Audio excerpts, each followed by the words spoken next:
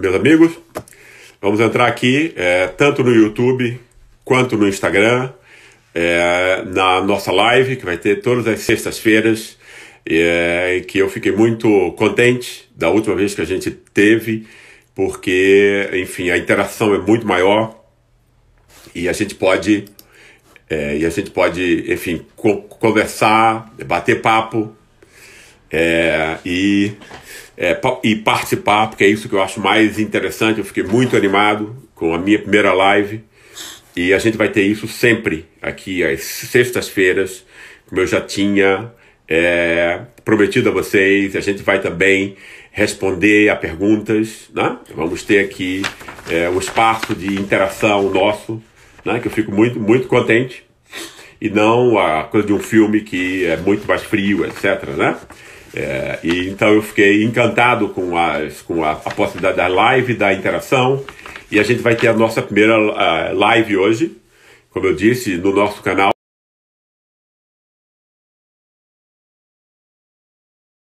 do YouTube e também na nossa conta do Instagram, né? Estamos começando agora. Espero aí que vocês estejam chegando, estejam vendo. E a ideia, pessoal, era um pouco falar sobre quais são os cenários de futuro, não é isso? A gente está aqui no meio de uma pandemia que todo mundo sabe, é algo extremamente sério, né? E uma pandemia que está se alastrando no mundo inteiro, né? É perigosa, né? Ninguém sabe, inclusive, se vai ter outras ondas desse mesmo vírus, né? Então a gente está numa situação de extrema incerteza. Ninguém tem uma bola de cristal, ninguém consegue antecipar exatamente o que vai acontecer, né? Mas a gente pode fazer um esforço. A gente pode fazer um esforço de refletir, né? E antecipar um pouco quais são cenários prováveis, e enfim, é isso que eu gostaria de convidar vocês para a gente fazer uma reflexão desse tipo, né? Quando a gente pensa, pessoal, no mundo, né?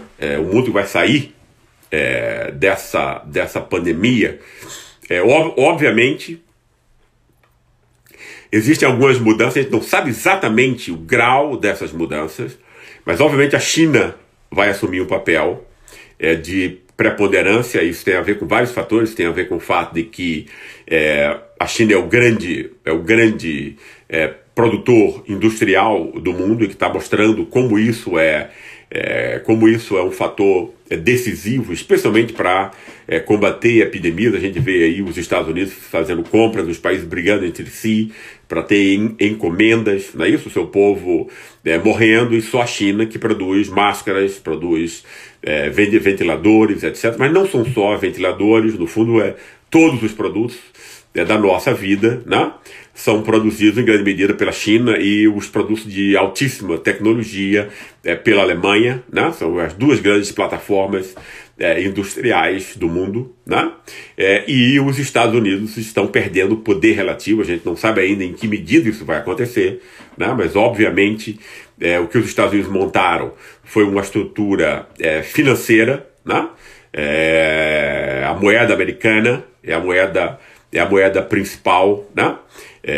O conjunto de bancos centrais do mundo inteiro, que tem as dívidas públicas de todos os países, estão intimamente ligados à reprodução desse capital financeiro, né?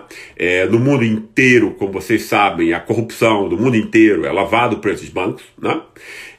O que esses bancos, no fundo, exigem é que você pague mais, né? Dinheiro de tráfico de drogas, todo tipo de corrupção, né? Ou seja, é um sistema financeiro montado na corrupção, né? Isso é muito incrível, né? Porque aí depois você tem os Estados Unidos se pondo como campeão da luta contra a corrupção no mundo todo, inclusive no Brasil, que é uma extraordinária, enfim, palhaçada, não é isso? É uma piada de mau gosto, um país que monta o capitalismo mais fraudulento, né? Montado na corrupção, ou seja, montado na lavagem de dinheiro, né? E na lavagem de todo tipo de atividade ilegal, né? E também a gente não pode esquecer na movimentação de todos os fraudadores de imposto de renda, né? Do mundo todo, né? Isso, em grande medida, né, o grande alimentador do sistema financeiro americano, né? Aliado à sua força militar, né? São duas formas que estão sendo postas agora em xeque, né? Porque os Estados Unidos se transformaram num país, apesar de ter uma riqueza, se você considera só os supermilionários, mas você tem aí 2/3 do povo americano que teve um empobrecimento muito significativo nos últimos 20, 30 anos, né? Os Estados Unidos têm 50 milhões de pobres miseráveis, né? O que nessa epidemia vai ficar, já está sendo demonstrado, né? Especialmente as grandes cidades americanas. Nova York é uma cidade extremamente desigual. Eu tive a oportunidade de morar em Nova York há algum tempo, já há um bom tempo, e você tem bairros em Nova York completamente deteriorados, né? No meio da riqueza, é muito semelhante ao Brasil nesse aspecto, né? Tem uma desigualdade que você não vê em nenhum outro país rico. Isso, obviamente, é uma enorme falha, né? E isso tudo vai ser extremamente importante, né? Para o mundo que a gente vai ver sair a partir dessa crise, né? A China está já controlando os seus casos na epidemia. Isso tem a ver com com técnicas que os chineses estão utilizando já há muito tempo, que são técnicas muito ambíguas, muito dúbias, né? Porque envolve uma extraordinária vigilância dos indivíduos, controle sobre os seus celulares. As pessoas sabem, já porque tem uma vigilância, tá? Através de reconhecimento facial. Então, a extraordinária tecnologia, onde você vê, por exemplo, se a pessoa que entrou no vagão de um metrô tem uma temperatura mais alta ou não, e ela já então bombardeada com avisos para procurar um hospital, e as pessoas que estavam com ela também no vagão recebem sinais de que estiveram para tomar cuidado, etc. Isso, obviamente, é muito bom quando a gente tem uma epidemia para cuidar, mas isso, obviamente, é um extraordinário ataque à liberdade individual, né? Isso significa que você não tem liberdade individual nenhuma, né? E isso é utilizado também na China como um modo de controle autoritário. A gente não pode ser inocente, né? Para não perceber isso, né? Então a gente tem aí contextos que estão se modificando e se transformando dentro de um espaço extremamente rápido, né? E eu imagino que a gente vai ter aí mudanças muito importantes. Tem um dado, muita gente tem falado, a gente está aqui montando esses cenários primeiramente, né, no cenário internacional, para depois a gente entrar para refletir um pouquinho sobre o que está acontecendo com o Brasil especificamente. Nesse cenário internacional, também tem um aspecto que está sendo muito discutido em em todas as mídias internacionalmente, em que medida essa necessidade, né, de um aparato estatal importante, um sistema de saúde, né, universal, etc. Por exemplo, a gente tem um SUS que está sendo desmontado, mas como ele está sendo importante agora, por exemplo, em outros países a mesma coisa, né? A França tem, o presidente francês tem feito autocríticas aí sobre o fato de que, enfim, que a principal riqueza do país, no fundo, é exatamente esse estado de bem-estar, né? E o que restou dele, no fundo, porque na França também ele foi muito atacado, né? Como em todos os países, inclusive até a Alemanha, ainda que seja menos do que nos outros países proporcionalmente, né? Mas essa vaga liberal avançou em todos os países, e aí a proximidade de uma catástrofe dessa proporção, a lembrança da morte, da nossa fragilidade humana para todos os indivíduos, né? De um modo tão concentrado como a gente está vivendo agora, são acontecimentos, né, que são raros na história e que tendem a ser, eu acho que a gente tem que ter cuidado sempre disso, porque essas mudanças não são automáticas. O que a gente sempre esquece, né, e muito especialmente pessoas de classe média, que a maior parte, por exemplo, dos intelectuais sempre esquecem, é o fato de que se imagina que todas as classes pensam como alguém de classe média pensa, o que é um completo absurdo, né? Então, esses processos de aprendizado, eles são muito mediados, né? É claro que uma catástrofe como essa, como uma grande guerra, como, enfim, catástrofes, sejam elas produzidas pelo homem, né? Ou como epidemias que não têm controle humano, né? Ou muito pouco, né? E você tem o quê? Nesse caso, você tem as condições que são necessárias para uma mudança, para um repensar, para uma crítica de um estilo de vida, de um modo de vida, etc., né? Que tem a ver com como você se relaciona com a natureza, mas também com os outros semelhantes, seus, etc., né? Isso tudo está sendo discutido, por exemplo, aqui está sendo discutido muito a comunidade europeia, que não está sendo eficiente num instante tão importante como esse, né? O que enfraquece muito, né? A Confederação Europeia, né? Isso dá muito mais força aos Estados nacionais, né? Apesar dessa catástrofe, desse medo coletivo que ela enseja ser um ponto que pode trazer, né, a possibilidade de um repensar sobre práticas humanas, sociais, etc., etc., a gente não tem nenhuma garantia de que isso vai efetivamente acontecer, né? Ou seja, o que é importante aí, né, é que a gente veja que é uma condição necessária, né? Ou seja, para qualquer mudança, normalmente, guerras, revoluções, catástrofes, etc., né, não abrem espaço para a gente repensar o mundo, mas não é a condição, não é uma condição suficiente, né? É necessária, né, mas não é suficiente, né?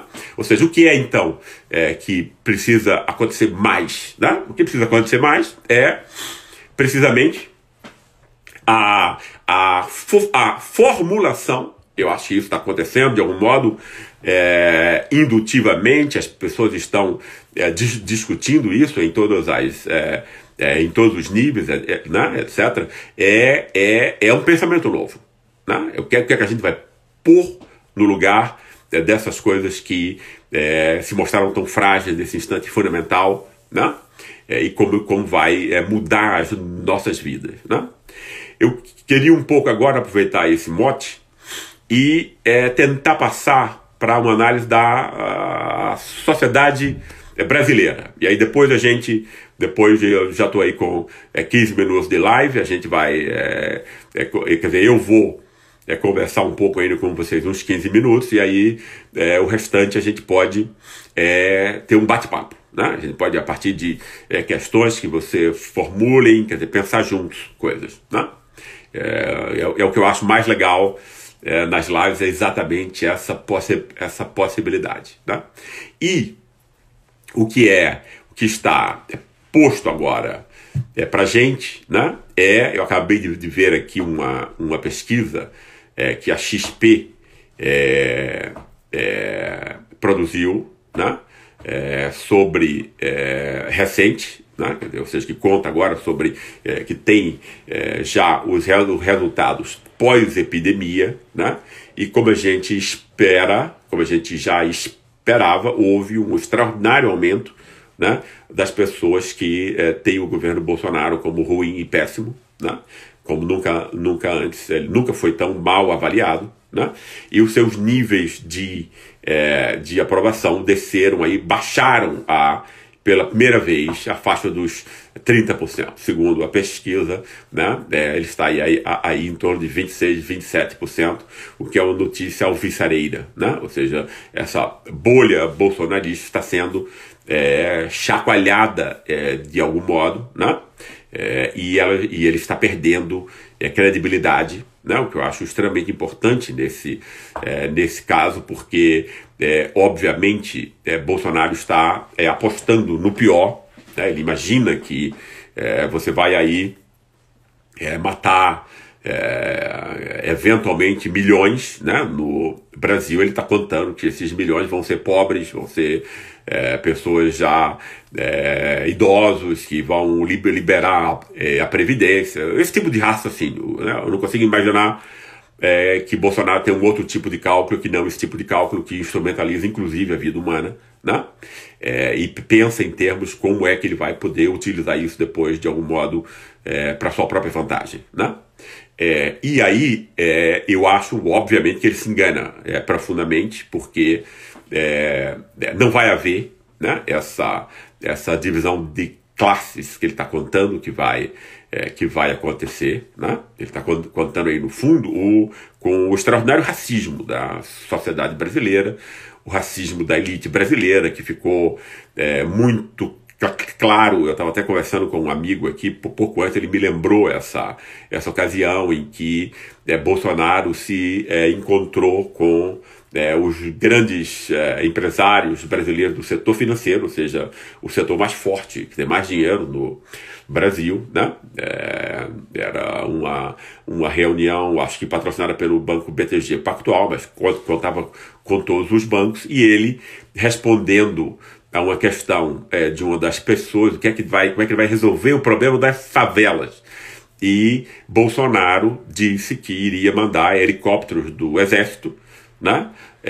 Iriam avisar para quem não fosse bandido sair na hora, e quem ficasse ia ser metralhado nas próximas 2 horas, e as pessoas levantaram, né, e o aplaudiram de pé. Essa é a nossa elite brasileira, né? E ele estava contando com esse tipo de apoio, né? E também de uma classe média branca, racista, etc., que moralizou o seu racismo com a balela do combate à corrupção, entende? Para você não se reconhecer como racista, com todos os governos, o racismo de classe e de raça, que é muito amalgamado entre nós, né? Ou seja, e essa classe racista, qualquer governo que ajudar os mais pobres e os negros, né, vai ter o ódio dessa classe média branca e racista. Ele está contando com esse, eventualmente ele não tem isso articulado na cabeça, como ele tem muito pouca coisa articulado na cabeça, mas ele tem esse feeling, né, esse sentimento, né, e ele age como, mas eu acho que ele se engana aí, né? E ele já perdeu, inclusive, boa parte dos 70% de votos que essa classe média racista o tinha presenteado, né? Então a gente tem aí, né, ele ainda mantém certamente uma parte da sua bolha nas classes populares, né, que tem a ver muito, né, com um ressentimento, né, o que é o ressentimento de todo, ressentimento justo e compreensível de todo pobre brasileiro, né, que é humilhado e que é não só explorado economicamente. A gente tende a ver sempre a desigualdade como se fosse uma questão de quanto dinheiro você tem no bolso, quanto você está tirando de alguém, né? Mas isso é só uma parte e eventualmente não a parte mais importante, porque o mais importante nessa relação de desigualdade também é essa noção de você se sentir superior ao outro, e numa sociedade escravocrata como a nossa, você transformar isso num prazer, né? Num prazer sadomasoquista, né? De você humilhar os outros, de se sentir superior, portanto, né? Exercer uma autoridade pérfida, etc., de mil maneiras, né? E isso vai se tornando um afeto, né? Isso vai se tornando uma paixão, não é isso? Vai assumindo várias formas, etc., né? E esse pessoal que especialmente uma parte preponderante das igrejas evangélicas, que já se uniu com a milícia, com o tráfico de drogas, etc., etc. Isso tudo é uma coisa só, hoje em dia, né? E aí a gente vai ter o quê? A gente vai ter o ressentimento justo dessas pessoas que, por exemplo, sempre viram a ciência, que é o que pode nos salvar agora, né? Como, sob a forma, sempre viveram a ciência e o conhecimento sob a forma de uma carteirada, né? Alguém que vai dizer que você é ignorante, é burro, etc., vai tomar a sua palavra, etc. É assim que o pobre brasileiro foi confrontado, né, com a com a ciência e o conhecimento, né? Portanto, né, o ressentimento, a raiva, o afeto aí, afetivo que não é perpassado pela razão, etc., é muito grande, né? E Bolsonaro é um líder exatamente desses afetos mais pérfidos, os mais irracionais, os mais incontroláveis, etc. Ele é um líder carismático, exatamente, que sabe usar, né, esses ódios, né, contra o melhor interesse dessas pessoas. Ele não está aí libertando esses segmentos populares de nenhuma humilhação, né? Ele está apenas reproduzindo no comportamento dele, né, que é montado sobre ódio, sobre ressentimento, sobre raiva, etc, etc. Ele está expressando, né, algo que está também no íntimo dessas pessoas. Isso esclarece muito, né? Obviamente, não só isso tem a ver também com essas bolhas que os americanos criaram. Por conta disso, não esqueçam de ler o livro A Guerra contra o Brasil, onde eu aprendi algumas coisas sobre como os americanos estão mandando no Brasil hoje em dia, né? Inclusive na política nacional, a partir da fragilização da nossa elite, né? Que não conseguiu pôr seus representantes, né? E foi obrigada, de alguma forma, a aceitar essa união aí com esse projeto americano que está se impondo no Brasil desde a Lava Jato, né? Que é completamente construída e montada nos Estados Unidos, né? O país da corrupção financeira, né? Que tira onda de estar combatendo a corrupção e pondo a moral e a ordem, né? Aí tem todos os filmes de Hollywood para reproduzir essa mentira 24 horas por dia, em todas as séries e em todo o mundo, roubando a nossa inteligência, né? Esse aspecto é extremamente importante. E aí a gente pode pensar, que Brasil, né, pode sair, qual é o cenário que a gente pode perceber, e eu acho que agora era a hora da gente efetivamente unir as forças e retirar, né, Bolsonaro, que teve uma eleição que foi uma única fraude, né, uma facada que nem eu e imagino que muito poucos de vocês acreditam, né? Moro e a Lava Jato já tinham montado a coisa de retirar Lula, etc. Isso é uma fraude, isso é um completo absurdo, né, por fraudes jurídicas que a gente viu na Vaza Jato, como elas foram montadas, né? Você tem aí a não ida para debates, você tem aí o WhatsApp, etc., que são firmas privadas americanas sob o comando dessa extrema-direita, né? Então você tem aí todo uma articulação que foi montada pela fraude, pelo engano, pela mentira, pelo erro, que é exatamente o que Bolsonaro sabe fazer, né? E aí a gente tem a entrada aí de vários outros agentes, né? Vários outros pessoas que estão ocupando aí o lugar, especialmente o João Dória, né? Como governador do estado mais importante. Ele está aí assumindo o lugar de Bolsonaro, de alguma maneira, ou seja, como um cara que está se mostrando racional, né?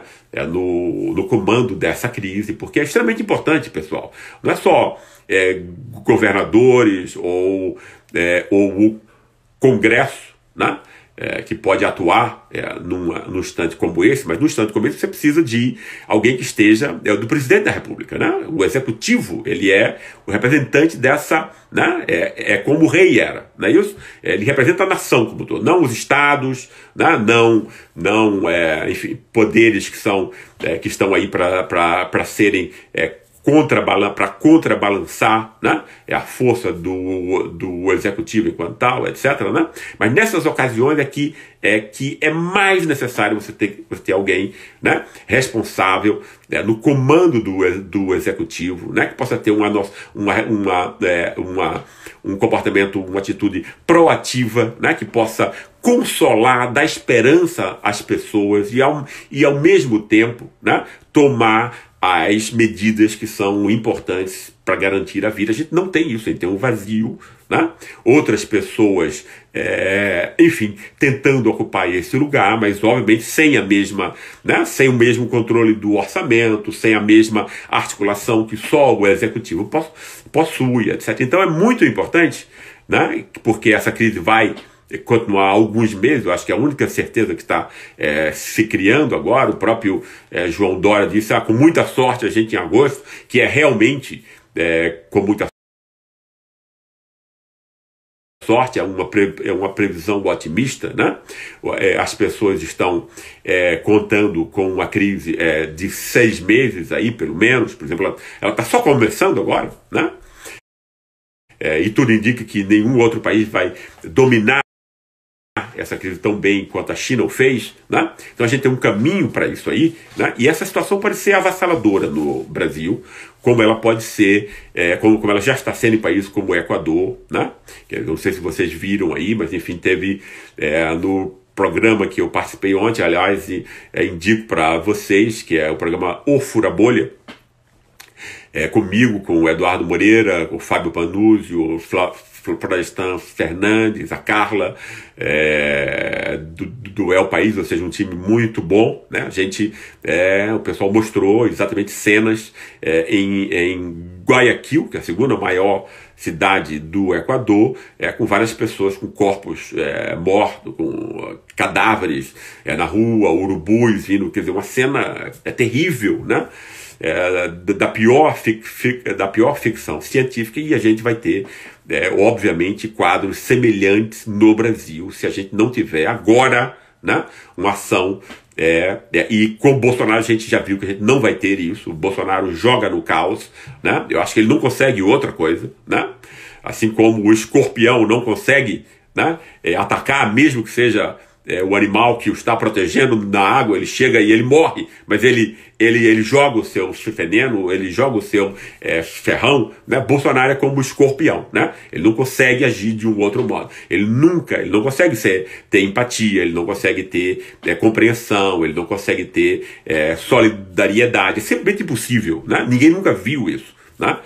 Ninguém nunca viu partindo de Bolsonaro atitudes como essa. Então ele vai ter, né, o jogo dele é o ódio, é a divisão. Então ele já está agora, né, apesar de ter assinado, por exemplo, aquela pequena ajuda, aquela ínfima ajuda que foi por menos do que é necessário e por menos tempo do que é necessário, ainda assim ele está dificultando com manobras burocráticas, etc. Então a gente tem que se livrar desse cara se a gente quiser salvar eventualmente milhões de vidas. Se os Estados Unidos estão contando aí com 200 e 300 mil mortos, obviamente a gente vai ter no Brasil, dada a maior pobreza e uma infraestrutura ainda pior do que a americana, né?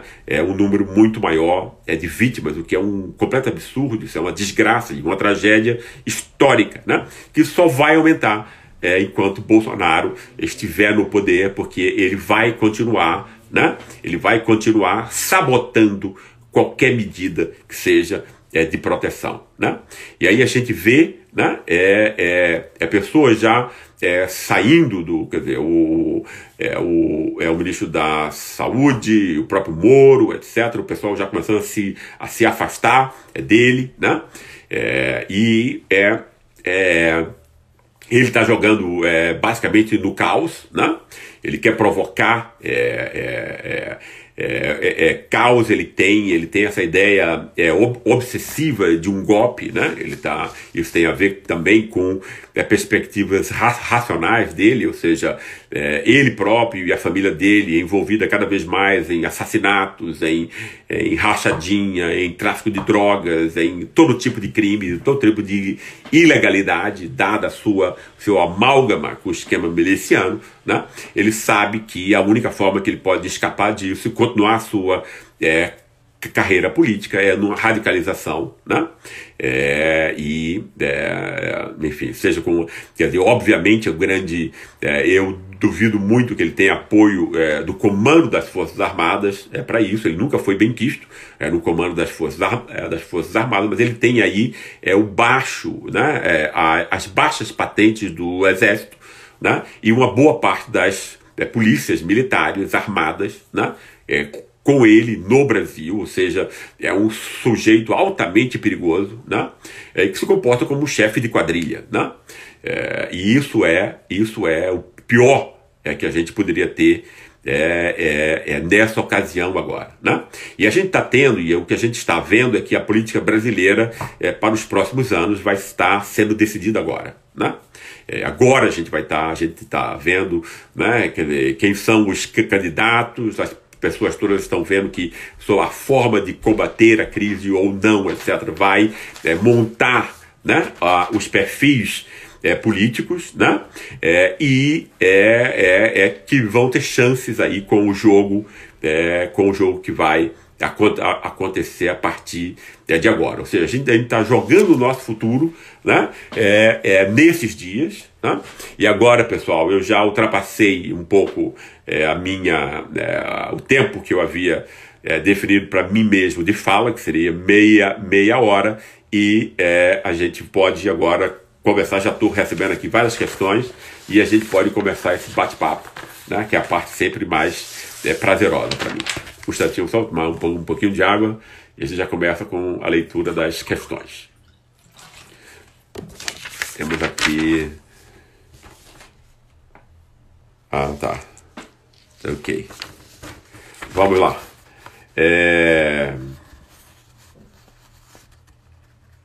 O que ficará de bom depois disso? Será que o mundo aprenderá o recado? Essa é uma ótima questão, a gente já tinha um pouco decidido, discutido aqui.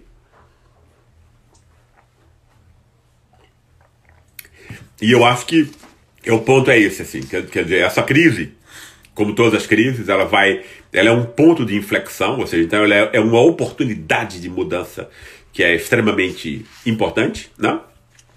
Mas, ao mesmo tempo, ela em si não basta, né? Toda mudança social ou individual, isso vale para o indivíduo, como vale para a sociedade, né?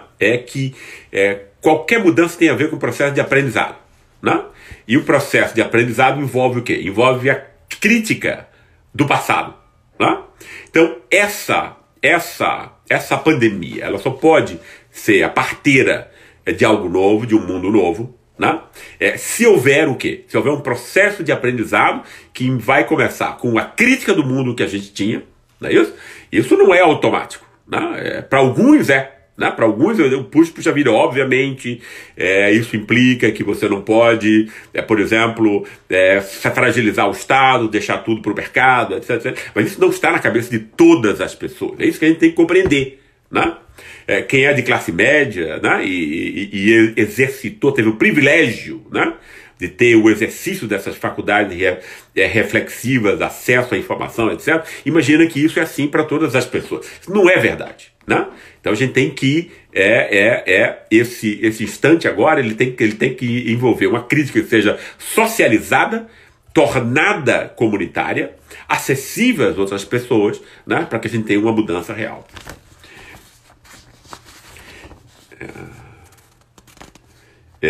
E aí uma outra questão o que falta para a gente retirar esse homem, né? O que falta, né, é que, obviamente, é uma situação em que você tem aí um presidente eleito, né? Então você tem formas legais para fazer isso, razões não faltam, né? Mas aí você tem que ter, especialmente numa sociedade como a nossa, né? Você tem que ter a união de vários fatores. Tem que ter a opinião pública, que em grande parte já assumiu, especialmente a classe média, né? Você tem aí a imprensa, que é um dos veículos da elite, que também está entrando enfim, nesse patamar já, né? Você tem que ter a elite também, porque ele tem a imprensa, ele tem o acesso a várias dessas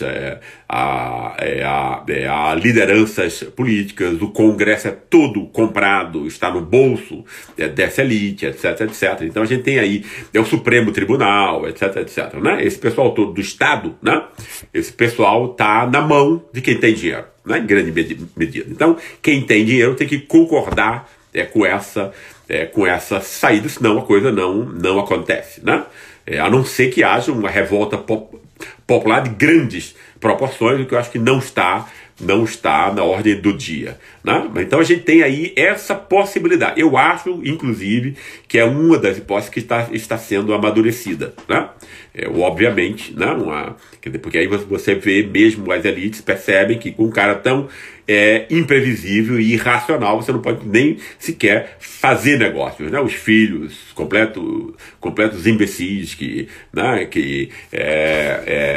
pioram as relações internacionais com países comprando brigas bobas. Os caras se acreditam que são alguma coisa, que pensam alguma coisa, né? É aquela coisa do ignorante que se acha um gênio, né? Basicamente é isso a família Bolsonaro.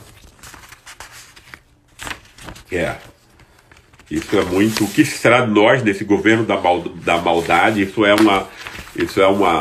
não deixo de me preocupar com isso. Nenhuma hora do dia, efetivamente, esse é o ponto, né? A que ponto, em que medida essa tragédia pode se alastrar, né? Porque tem muita mentira, muita intriga, tudo que Bolsonaro faz é mentira, né? Então é um jogo aí que é extremamente perigoso ao mesmo tempo, que ele ainda tem uma reserva, né? Que está caindo aí, que está se derretendo, mas aí você ainda tem um quarto aí da população e com caminhoneiros e policiais, milicianos, né? Todos a fim enfim, de entrar num confronto radical, etc., né? Porque para esse pessoal isso é um componente heróico, etc., né? Normalmente são pessoas com a vida vazia, etc. Então essa entrada na política e essa representação direta com o Bolsonaro, que é absolutamente fictícia, mas é vivida como um fato real, né? Então isso é um perigo, né? A gente tá num instante muito frágil e sensível da nossa história. Menção, você acha que Lula pode... qual é o horário? Qual é o horário do fura-bolha? Olha, o horário do fura-bolha, ele é meio-dia, nas quintas-feiras. A gente está pretendendo mudar esse horário, mas eu acho que o próximo não vai ainda mudar. A ideia é que seja numa hora que vocês possam ver. A aposta foi primeiro na hora do almoço. Eventualmente a gente vai mudar mais tarde, para o final da tarde, mas ainda está, eu acho, para a próxima quinta-feira, meio-dia, né? Pela internet. E deixa eu ver aqui, a mudança tem que ser no modelo neoliberal. Por onde começar? Eu acho que aqui a gente pode, o que pode acontecer agora para uma mudança nesse modelo, né? São vários fatores, eu acho, né? Um desses fatores é uma mudança na relação geopolítica mundial, né? E aí a gente tem aí tanto existe agora discussões, né? Por exemplo, no nível da comunidade europeia, de se abandonar o dólar como referência e se voltar ao padrão ouro e tal, né? E isso seria um golpe eventualmente mortal, né? No capitalismo financeiro como ele se encontra hoje, comandado pelo Estado americano, né? Porque não é que todos os estados se tornam mais fracos. No neoliberalismo, quando ele tem um Estado que é o Estado imperialista, no caso, que impõe as suas regras aos outros, né? E usa as suas leis do modo mais cínico, como, por exemplo, a lei de controle, a corrupção, que usa aí como se estivesse moralizando o mundo, quando o capitalismo americano é montado sobre a fraude e a corrupção, né? Lavagem de dinheiro e paraísos fiscais, etc., né? Os paraísos fiscais são não só uma invenção americana, mas são é o governo americano que sempre defendeu a existência de paraísos fiscais. Eu lembro muito bem que houve um G7 em que tanto a Alemanha quanto a França quiseram se opor, né? Uma tentativa de eliminar paraísos fiscais para recapturar o poder enfim, de investimento e de acesso aos impostos dos Estados-nação, e os Estados Unidos é que foram contra, né? Os Estados Unidos de Obama, né? Foram contra isso. Ou seja, então você tem aí uma política de Estado americano, né? Montada em paraísos fiscais que a gente sabe que é para fraude e para o roubo. Senão não iria, não seria necessário ter essa dupla contabilidade, né? E esse país, que é a pátria, portanto, do tipo de capitalismo mais corrupto, um capitalismo do roubo e do saque, né? Como está acontecendo no Brasil agora também, não é isso? É o Estado que tenta se vender como moralidade, combate à corrupção, etc. E nós fomos feitos de imbecis comprando essa ideia com a Lava Jato, que é um braço, né, dessa estratégia americana, né? Então a gente pode ter aí, né, China, Rússia, etc., obviamente como outro componente, e a Europa, que é ainda importante, muito especialmente por conta da força econômica da Alemanha, né? Que é uma outra plataforma industrial especializada, né? Em produtos de alta tecnologia, né? Então você tem aí pode ter alguma rearrumação desse jogo, né? Tanto de uma reforma quanto de um novo modelo, mas isso a gente precisa aguardar, né? Porque essas mudanças estão longe de serem automáticas. Como explicar a mudança do retorno da Rede Globo, né? Isso é muito interessante, né? Você tem aí, efetivamente, a imprensa brasileira tradicional, que havia perdido uma enorme credibilidade pela quantidade de mentiras, né? Logo depois de 2013, né? Mas aí muito mais aprofundadamente em 2014, 15 e 16, participando do golpe, montando o golpe, né?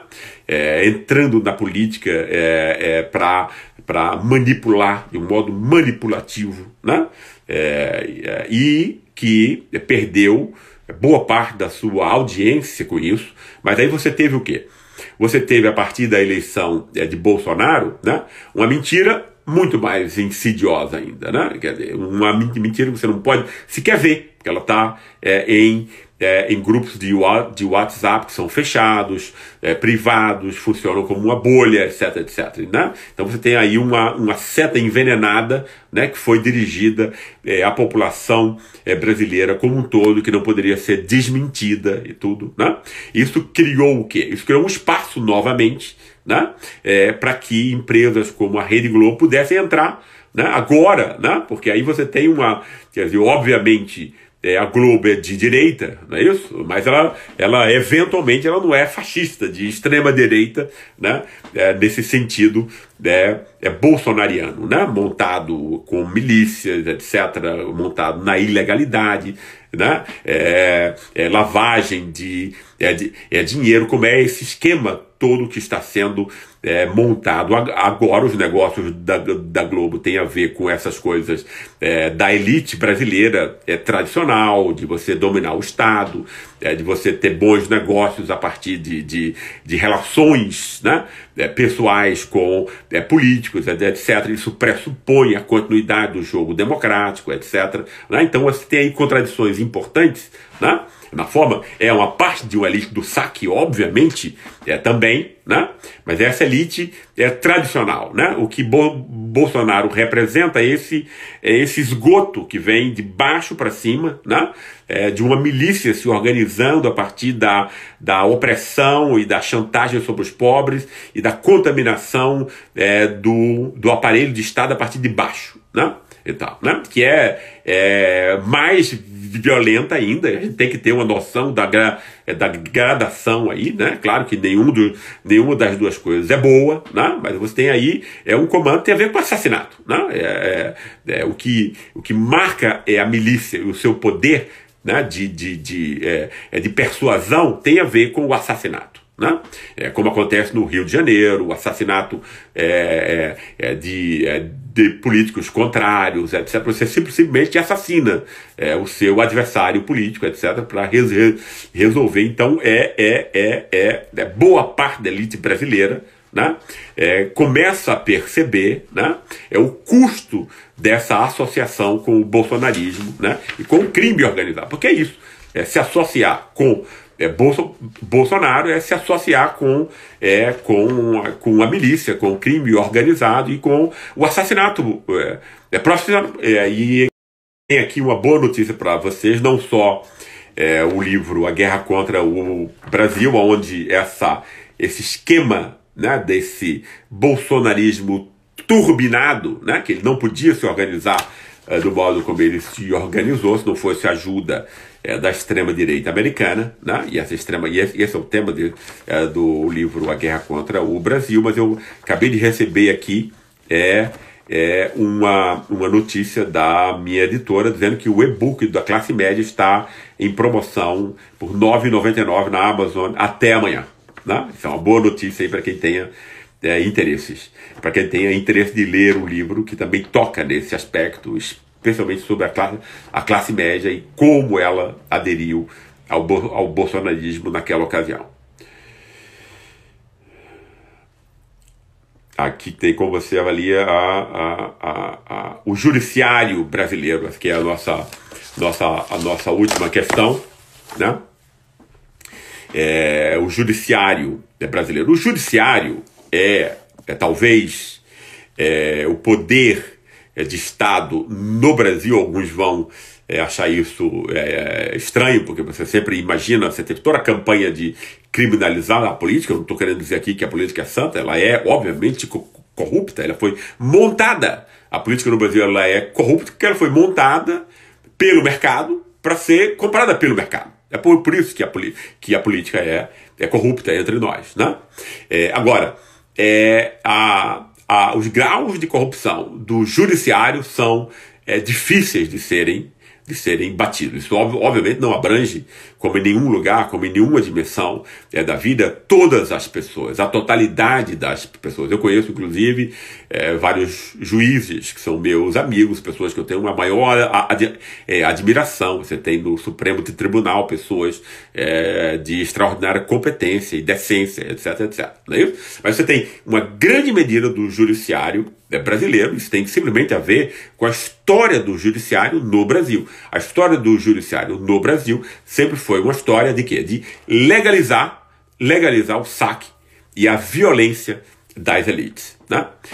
E você tem uma continuidade disso, né? Quer dizer, tem estudos que mostram isso, uma extraordinária continuidade. O professor Ricardo Oliveira, da Universidade Federal do Paraná, tem um belíssimo estudo, por exemplo, de como nos últimos 150 anos, antes que o Paraná, inclusive, virasse um estado rico e dinâmico entre nós, né? Quando só tinha o chá, né? O mate, aliás, né?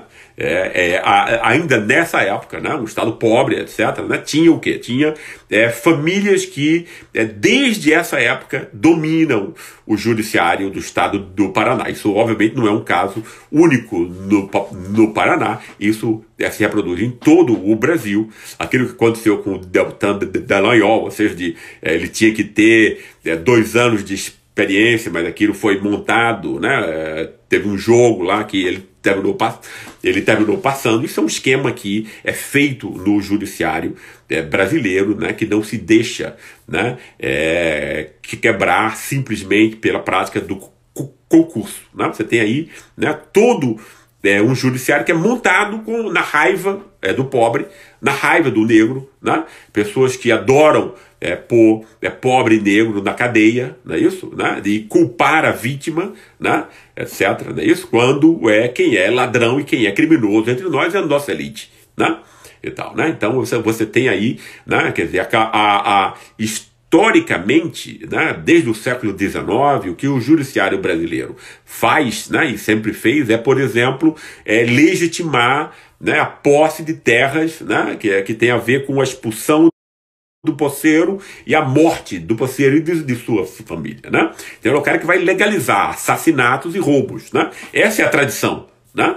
Isso, obviamente, como não houve nenhuma crítica disso, né? Ninguém nunca criticou, ninguém nunca mudou e ninguém nunca reformulou o judiciário brasileiro, então isso tende a continuar, assim como a escravidão, né, que ninguém nunca criticou. Por conta disso, ela tende a continuar sob outras formas, obviamente, de terno e com outra veste, de um outro modo, etc., com outra linguagem, mas com as mesmas práticas, né?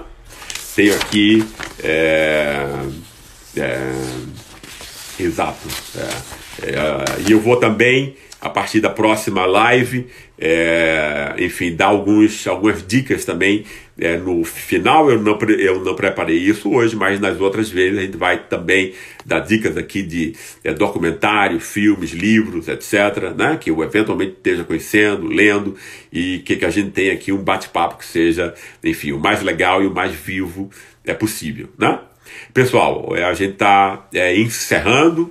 Eu espero que vocês já se inscrevam aí no nosso canal, né? E que vocês nós fiquemos aí com esse bate-papo programado sempre às sextas-feiras, né? Que a gente pode sempre deixar aí às 4 horas no Brasil, né? São as 21 horas aqui, né? E que a gente pode sempre ter esse espaço de interação, de bate-papo, resposta de questões, né? Agradeço muito, né? Fico muito contente com a participação de vocês, né? É assim que o debate funciona e tal, e a gente vai ter sempre esse espaço aqui, tá? Conto com vocês, não se esqueçam de se inscrever no canal, né?